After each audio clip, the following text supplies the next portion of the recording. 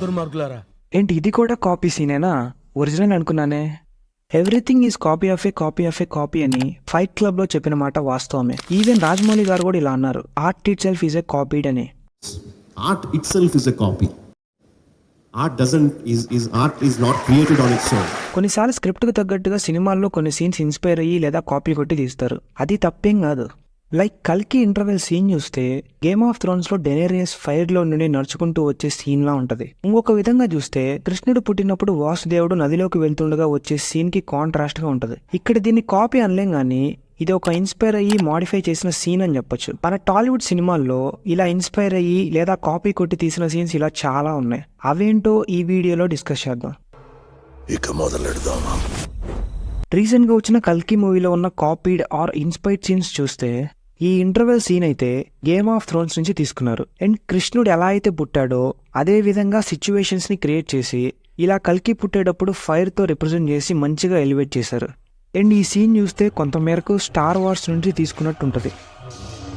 And ఇక్కడ villains నడిచి వచ్చే సీన్ కూడా సేమ్ స్టార్ వార్స్ మూవీ నుండి తీసుకున్నట్టు ఉంటుంది. అండ్ ఇక్కడ మూవీ మొత్తంలో ఉన్న ఫ్యూచర్ సెటప్ అంతా డ్యూన్ అండ్ మ్యాడ్ మ్యాక్స్ లా ఉంది అని చాలా మంది కనిపించింది. అండ్ సెకండ్ హాఫ్ లో ఇక్కడ ఇద్దరు అశ్వత్థామాలు రావడం, ఎండ్ గేమ్ లో 2 క్యాప్టెన్స్ ఫైట్ లా ఉంటది. అండ్ ఈ మూవీ ఫస్ట్ లుక్ పోస్టర్ అయితే as it is iron man ని దింపేసినట్టు ఉంటది. ఇక్కడ కల్కిలో స్టోరీ గానీ స్క్రీన్ ప్లే గానీ కాపీ కొట్ల. కొన్ని సీన్స్ ఆ ఫ్యూచర్ లో జరిగే స్టోరీకి తగ్గట్టుగా ఇన్స్పైర్ అయి తీసుకున్నారు. అండ్ మన రాజమౌళి గారు అన్నదాని ప్రకారం, If I take a sequence from an English film and portray it very badly in my film, I feel very bad. But if I develop on it, if I make betterment from the original, then I feel nice about it. ఆయన తీసిన సై విక్రమార్కుడు, ఈగ, Baahubali 1 and 2 లో ఉన్న copied scenes ఏంటంటే, సై మూవీలో climax లో వచ్చే ఈ మోటివేషనల్ స్పీచ్ ఎగ్జాక్ట్ గా 1999 లో వచ్చిన ఎనీ గివెన్ సండే అనే మూవీ నుండి కాపీ చేశారు. ఈవెన్ సమ్ డైలాగ్స్ కూడా సేమ్ ఉంటాయి. We claw with our fingernails for that inch. We claw with our fingernails for that inch. ఆ గేమ్ టైంలో మూవీకి హైలైట్ అయిద్దని ఈ సీన్ అలా పెట్టుండొచ్చు. అండ్ విక్రమార్కుడు మూవీలో వచ్చే ఈ ఫ్లాష్ బ్యాక్ పార్టీలో పోలీసోడ్ యూనిఫామ్ కూడా డ్యూటీ చేస్తుంది అని చెప్పే ఈ ఎంటైర్ సీన్ 2002లో వచ్చిన శాంభవి ఐపీఎస్ అనే మూవీ నుండి తీసుకున్నారు. అండ్ ఈగా మూవీ కాన్సెప్టే 2010లో వచ్చిన కాక్రోచ్ అనే షార్ట్ ఫిల్మ్ కి కాపీ. అక్కడ హీరో యాక్సిడెంట్ వల్ల చనిపోయి కాక్రోచ్ లా మళ్ళీ పుడతాడు. అండ్ ఇక్కడ సుదీప్ చంపడం వల్ల నానియే మళ్ళీ ఈగల పుడతాడు. అండ్ ఇక్కడ ఈ సీన్ అయితే సేమ్ యాజ్ ఇట్ ఈజ్ ఉంటుంది. అండ్ మర్యాద రామన్న మూవీ అయితే 1923లో వచ్చిన అవర్ హాస్పిటాలిటీ అనే హాలీవుడ్ మూవీ నుండి తీసుకున్నారు. యాక్చువల్గా ఈ సినిమా రైట్స్ రాజమౌళి గారు కొనుక్కుందాం అనుకున్నారంట.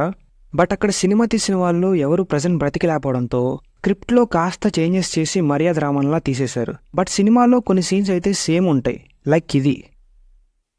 అండ్ బాహుబలిలో స్టోరీ గానీ సీన్స్ గానీ చాలా వరకు వేరియస్ చోట్ల నుండి అడాప్ట్ చేసుకున్నారు. లైక్ స్టోరీ సేమ్ 1994లో వచ్చిన లయన్ కింగ్ స్టోరీలా ఉంటది. బాహుబలిని బల్లాల్దేవ్ చంపేస్తే కొడుకైన శివుడు పెద్దయ్యాక తిరిగొచ్చి బల్లాల్దేవ్ని చంపి రాజ్యం వెళ్తాడు. సేమ్ లయన్ కింగ్ లో కూడా కింగ్ అయిన ముఫాసాని స్కార్ చంపేస్తే కొడుకైన సింబా పెద్దయ్యాక తిరిగొచ్చి కార్ని చంపి కింగ్ అవుతాడు. అండ్ బాహుబలి మొత్తంలో చాలా షార్ట్స్ మన రామాయణ మహాభారతాల నుండి ఇన్స్పైర్ తీసుకున్నట్టు ఉంటది. లైక్ ఈ షాట్ అయితే సేమ్ మహాభారతంలో ఘటోత్కచుడు అండ్ కర్ణుడు ఫైట్ యొక్క స్టాట్యూ నుండి తీసుకున్నా అని ఆయనే చెప్పారు. అండ్ ఇవే కాక చాలా scenes 300, Hercules, Captain America, Thor, Avengers and other movies నుండి ఇన్స్పైర్ అయి తీసుకున్నట్టు ఉంటది. మన గురూజీ తీసిన సినిమాల్లో ఆల్మోస్ట్ ఏదో ఒక్క సీన్ అయినా హాలీవుడ్ నుండి కాపీ కొడతాడు. ఇటు వరకు కొంచెం కథలు రాయడం ఈజీగా ఉండేదండి. వచ్చిన ఇంగ్లీష్ సినిమాలను చూసి తెలిసిన కథ రాసుకోవడం. ఇప్పుడు కొంచెం ఏంటంటే కష్టం, అందరికీ యాక్సెస్ పెరిగిపోయింది. ఎందుకంటే ఇంకేది చెప్పినా కానీ చెప్పేస్తారు. ఇది ఆ సినిమా నుంచి తీసాడు, ఇది అక్కడి నుంచి ఇన్స్పైర్, ఇది ఇక్కడి నుంచి ఇన్స్పైర్. ఈయన తీసిన అతడు, కలేజా, జులై అండ్ అత్తారింటికి దారేదిలో ఉన్న కాపీడ్ సీన్స్ చూస్తే అతడులో ఈ బిల్డింగ్ మీద జంప్ చేసి ట్రైన్ మీదకి ల్యాండ్ అయ్యే సీన్ ఎగ్జాక్ట్గా 1998లో వచ్చిన యుఎస్ మార్షల్స్ అనే సినిమాలోంచి తీసుకున్నారు. అక్కడ హీరో ఒక బిల్డింగ్ రూఫ్ మీదకి ల్యాండ్ అయ్యి పరిగెట్టుకుంటూ వెళ్ళి ట్రైన్ మీదకి జంప్ చేస్తాడు. అండ్ ఇక్కడ అతడు సినిమాలో హీరో డైరెక్ట్గా ట్రైన్నే క్యాచ్ చేస్తాడు. అండ్ కలేజాలో అయితే ఈ బుల్లెట్ ప్రూఫ్ సీన్ మొత్తం యాజ్ ఇట్ ఈస్ 1954లో వచ్చిన సాబ్రీనా అనే మూవీ నుండి కాపీ చేశారు ఇక్కడ.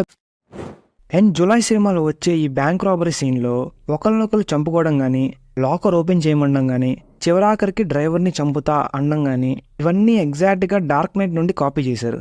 అండ్ జూలైలో ఇంటర్వెల్లో వచ్చే ఈ కార్ చేస్ సీన్ అయితే 1998లో వచ్చిన లీథల్ వెపన్ 4 నుంచి కాపీ చేశారు. ఇక్కడ కార్ బిల్డింగ్ అద్దాలు పగలు కొట్టుకొని లోపలికి వెళ్ళడం, అవతల వైపు నుండి బయటికి రావడం మొత్తం సేమ్ ఉంటుంది. అండ్ అత్తారింటికి దారేది సినిమాలో ఈ అబద్ధం ఆడితే ఆకులు రాలుతాయి చస్తావు అన్న కాన్సెప్ట్ని 2012లో వచ్చిన 1000 Words అనే మూవీ నుండి కాపీ చేశారు. ఒరిజినల్ మూవీలో హీరో ఏం మాట్లాడినా బోధి చెట్టుకున్న ఆకులు రాలుతాయి అండ్ ఎప్పుడైతే చెట్టుకున్న ఆకులన్నీ రాలిపోతాయో అప్పుడు హీరో చనిపోతాడు.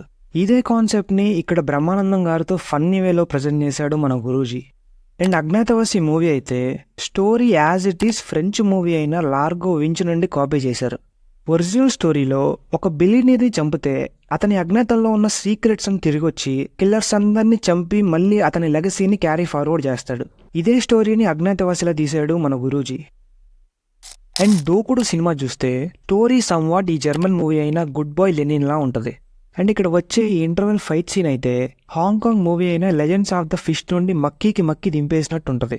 ఇక్కడ విలన్స్ షూట్ చేస్తుంటే హీరో ఒక కత్తిని నోట్లో పెట్టుకుని రన్నింగ్ చేస్తూ ఒక హాఫ్ సైడ్ ఉన్న ల్యాడర్ మీదకి జంప్ చేసి అవతల పక్కన ఉన్న బిల్డింగ్లోకి వెళ్తాడు. ఇక్కడ మీరే చూడొచ్చు. అండ్ పోకిరి మూవీలో ఉండే క్లైమాక్స్ ఫైట్ సీన్స్ అయితే 2004లో వచ్చిన డిస్ట్రిక్ట్ B13 అనే ఫ్రెంచ్ మూవీలో ఉండి కాపీ చేశారు. అండ్ మన ప్రభాస్ డార్లింగ్ మూవీలో స్టార్టింగ్లో వచ్చే ఈ సబ్వే ఇంట్రడక్షన్ సీన్ మొత్తం యాజ్ ఇట్ ఈస్ 2004లో వచ్చిన హీ వాస్ కూల్ అనే సినిమా నుండి కాపీ చేశారు. ఇక్కడ హీరో గ్రాఫిటీ ఆర్ట్ ఉన్న సబ్వేలోకి ఎంటర్ అయ్యాక అక్కడ కొంతమంది బాస్కెట్బాల్ ఆడుతూ 2 అమ్మాయిలు నేర్పిస్తుంటే హీరో వెళ్ళి వాళ్ళని కొట్టే సీన్ అండ్ ఆ హీరో స్టైల్ని యాజ్ ఇట్ ఈస్ దింపేశారు. చిరుత సినిమాలో ఈ సెకండ్ హాఫ్లో వచ్చే ఐలాండ్ సీన్స్, హీరో హీరోయిన్ మధ్య జరిగే కాన్వర్జేషన్స్ సేమ్ 2002లో వచ్చిన స్వెప్ట్ అవే అనే మూవీ నుండి కాపీ చేశారు. ఈ 2 సినిమాల్లో heroine rich and hero servant వాళ్ళ మధ్య జరిగే కాన్వర్జేషన్స్ అండ్ అది లవ్ ట్రాక్ దాకా వెళ్ళడం ఇదంతా కూడా యాజ్ ఇట్ ఈస్ దింపేశాడు మన పూరి. అండ్ అరుంధతి సినిమాలో వచ్చే ఈ సెకండ్ హాఫ్ డాన్స్ సీక్వెన్స్లో హీరోయిన్ గవ్వలు విసరడం, కత్తి పట్టుకొని విలన్ని చంపేయడం మొత్తం యాజ్ ఇట్ ఈస్ 2006లో వచ్చిన House of the Flying Daggers అనే సినిమాలోంచి కాపీ చేశారు. అండ్ నానీస్ గ్యాంగ్ లీడర్ మూవీలో క్లైమాక్స్లో వచ్చే ఈ hero versus villain fight was copied or inspired from 2015లో వచ్చిన ఫ్యూరియస్ 7.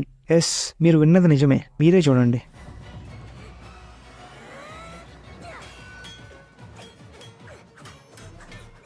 అండ్ కొన్ని సినిమాలను చూసి గట్టిగా ఇన్ఫ్లుయెన్స్ అయిన డైరెక్టర్స్ సేమ్ అలాంటి ప్రొడక్టే దింపుదామని ఒరిజినల్స్లో కాస్త చేంజెస్ చేసి వీటిని తీశారు. లైక్ కార్తికేయన్ చూసి ఈ సుబ్రహ్మణ్యపురం అండ్ అరుంధతి సినిమాని చూసి ఈ పంచాక్షరిని తీశారు. సేమ్ ఇలాంటి సినిమానే తీద్దాం అనుకున్నారేమో కానీ ఈ రెండిట్లో ఆల్మోస్ట్ సేమ్ స్టోరీ ఉంటుంది. Finally these are some copied or inspired scenes of our Tollywood movies. సినిమాలు అన్నాక కొన్ని సీన్స్ ఇన్స్పైర్ అయ్యి లేదా కాపీ కొట్టి తీయడం సహజం. అండ్ అది మనల్ని ఎంత మేరకు ఎంటర్టైన్ చేసింది అన్నదే పాయింట్ ఇక్కడ. అండ్ ఇవే కాక మన టాలీవుడ్లో కాపీ కొట్టి లేదా ఇన్స్పైర్ అయ్యి తీసిన సీన్స్ ఇంకా చాలా ఉన్నాయి. వాటి గురించి మరో వీడియోలో డిస్కస్ చేద్దాం. That's all for today guys. మీకు ఈ వీడియో నచ్చితే లైక్ చేయండి, షేర్ చేయండి. అలానే ఛానల్లో ఒకసారి కంటెంట్ గమనించండి. నచ్చితే సబ్స్క్రైబ్ చేసుకోండి. See you in next video. Until then take care. Bye by.